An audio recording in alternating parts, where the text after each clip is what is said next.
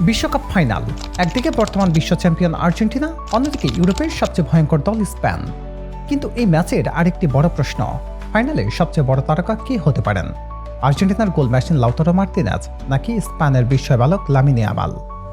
আজ আমরা গোল, performance, tactics, খেলার ধরন এবং বর্তমান বিশ্বকাপে তাদের পারফরম্যান্স সবকিছু বিশ্লেষণ করে জানার চেষ্টা করব এই মহারণে কে এগিয়ে রয়েছেন। পুরো বিশ্বকাপ জুড়ে লাউতারো মার্তিনেজ ছিলেন আর্জেন্টিনার সবচেয়ে নির্ভরযোগ্য ফিনিশার। বক্সের ভিতরে তার দুর্দান্ত পজিশনিং, ডিফেন্ডারদের চোখ এড়িয়ে জায়গা তৈরি করা এবং এক স্পর্শে গোল করার ক্ষমতা তাকে অন্যদের থেকে আলাদা করেছে। বড় ম্যাচের চাপ সামলানোর অভিজ্ঞতা তার অন্যতম বড় শক্তি। আর্জেন্টিনা যখন আক্রমণে ওঠে তখন লাউতারো শুধু গোলের অপেক্ষায় থাকেন না, তিনি ডিফেন্ডারদের টেনে এনে সতীর্থদের জন্য জায়গা তৈরি করেন। ফলে মেসি, হুলিয়ান আলভারেজ কিংবা মাঝমাঠের খেলোয়াড়রা আরও স্বাধীনভাবে আক্রমণ গড়ে তুলতে পারেন। এই বিশ্বকাপে তার ধারাবাহিক গোল করার ক্ষমতাই আর্জেন্টিনাকে ফাইনালে তুলতে গুরুত্বপূর্ণ ভূমিকা রেখেছে। অন্যদিকে লামিন ইয়ামাল সম্পূর্ণ ভিন্ন ধরনের ফুটবলার। তিনি শুধু গোল করেন না, পুরো ম্যাচের গতিপথই বদলে দিতে পারেন। ডান প্রান্ত থেকে কার্ট ইন, দুর্দান্ত ড্রিবল, দ্রুত সিদ্ধান্ত নেওয়া এবং নিখুঁত পাস, এসবই স্পেনের আক্রমণের সবচেয়ে বড় অস্ত্র। অনেক সময় 2 বা 3 জন ডিফেন্ডার তাকে আটকানোর চেষ্টা করলেও তিনি অসাধারণ দক্ষতায় বল বের করে ফেলেন। ফলে সতীর্থদের জন্য ফাঁকা জায়গা তৈরি হয় এবং স্পেন আরও বিপজ্জনক হয়ে ওঠে। তার গতি, সৃজনশীলতা এবং আত্মবিশ্বাসী স্পেনের আক্রমণের প্রাণ। এমনকি ফাইনালের আগে লিওনেল মেসিও ইয়ামালকে অসাধারণ বলে প্রশংসা করেছেন, যা এই তরুণ তারকার বর্তমান অবস্থানকে তুলে ধরে।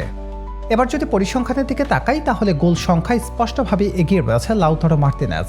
চলতি বিশ্বকাপে আর্জেন্টিনার এই স্ট্রাইকার 7টি ম্যাচ খেলে করেছেন 3টি গোল, সঙ্গে রয়েছে 1টি অ্যাসিস্ট। অন্যদিকে স্পেনের লামিন ইয়ামালও খেলেছেন সমান 7টি ম্যাচ, তবে এখন পর্যন্ত তার ঝুলিতে রয়েছে মাত্র 1টি গোল, আর কোনো অ্যাসিস্ট নেই। তাই শুধুমাত্র গোল অবদান এবং আক্রমণাত্মক পরিসংখ্যান বিবেচনা করলে এই মুহূর্তে লাউতারো মার্তিনেজই এগিয়ে রয়েছে। তবে পরিসংখ্যানই সব কিছু নয়, কারণ মাঠে দুজনের ভূমিকা সম্পূর্ণ আলাদা। লাউতারো যেখানে মূলত একজন ফিনিশার, সেখানে ইয়ামাল একজন ক্রিয়েটর এবং প্লেমেকার। কৌশলগত দিক থেকে দেখলে এই লড়াইটা আরও জমে ওঠে। আর্জেন্টিনার অসাধারণ প্রতিপক্ষকে মাঝমাঠে আটকে দ্রুত কাউন্টার অ্যাটাকে উঠে আসে। সেখানে শেষ স্পর্শ দেওয়ার দায়িত্ব থাকে লাউতারোর উপর, অর্থাৎ তার একটি নিখুঁত রান কিংবা একটি সঠিক ফিনিশিংয়ে পুরো ম্যাচের ফল বদলে দিতে পারে। অন্যদিকে স্পেন বলে দখল ধরে রেখে ধৈর্য নিয়ে আক্রমণ গড়ে তোলে। তাদের পরিকল্পনার কেন্দ্রে থাকে ইয়ামাল। তিনি উইং থেকে আক্রমণ শুরু করেন, ভেতরে ঢুকে শট নেন, আবার প্রয়োজনে নিখুঁত অ্যাসিস্টও করেন।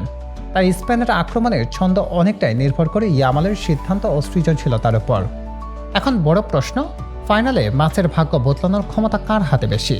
যদি আর্জেন্টিনা কম সুযোগও পায় তাহলে লাউতারো একটি সুযোগে ম্যাচ ঘুরিয়ে দিতে পারে।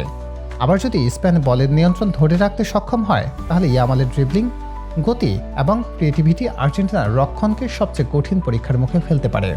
তবে একটা বিষয় পরিষ্কার, এই ম্যাচ শুধু লাউতারো বনাম ইয়ামাল নয়, এটি অভিজ্ঞতা বনাম তরুণ প্রতিভা, নিখুঁত ফিনিশিং বনাম সৃজনশীল আক্রমণের লড়াই।